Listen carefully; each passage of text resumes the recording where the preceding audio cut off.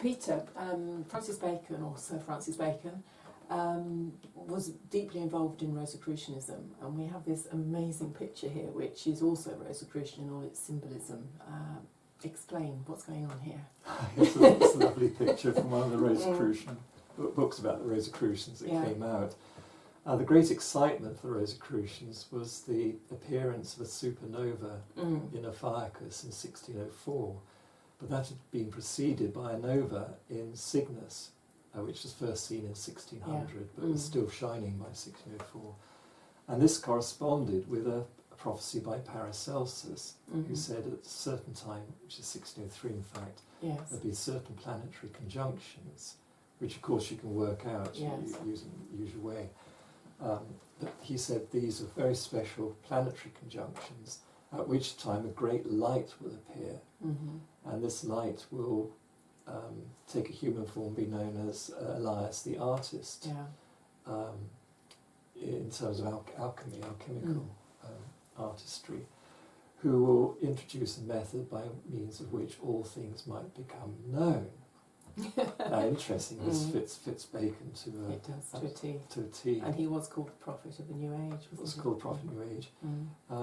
He referred to himself as that. He said he was the herald of the New Age. Well, the herald of Christ was Elijah, Elias, Elijah. So, it all links. It links together. Yeah. And this came at exactly the right time. King James had come to the throne of England.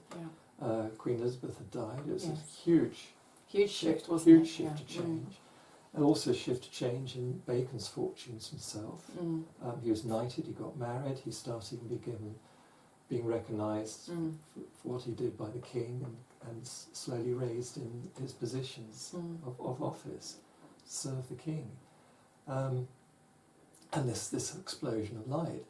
Now, symbolically, it's very important because Ophiuchus is the 13th seat of the Round Table. It's in the sky. It's this constellation that represents the called the 13th sign very often. Yes, the 13th sign of the zodiac. And it's actually in the sign of Scorpio, but it's can be seen as taking up a bit of the Scorpio length of the ecliptic, and therefore it becomes the 13th sign in that way. But it's more often seen as the 13th seat of the Round Table of the Knights of King Arthur. And it's on that seat that the king in waiting can sit on that seat. Actually, it's the mystery again connected with Bacon's whole life, his birth and upbringing. But anyway, if you've earned the right through initiation to be the next king, you sit on the 13th seat in waiting for the final kingship, when you sit in the centre of the circle. Symbolically, that is. So the 13th sign is critically important. It also represents that you've gone round the circle of time and then you go to the centre or go higher. It's that transference from one level of consciousness to another.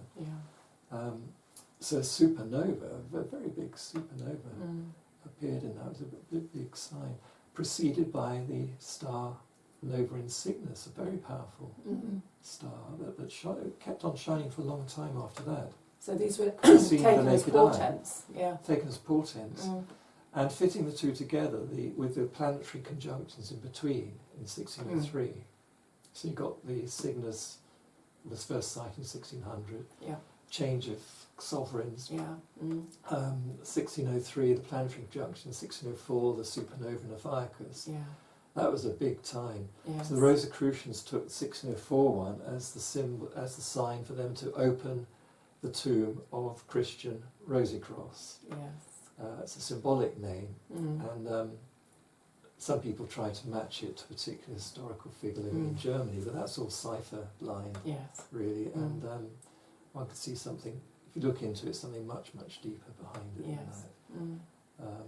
That actually references Jesus in one sense, that also references Francis Bacon in another sense, but also something archetypal, really, it's describing.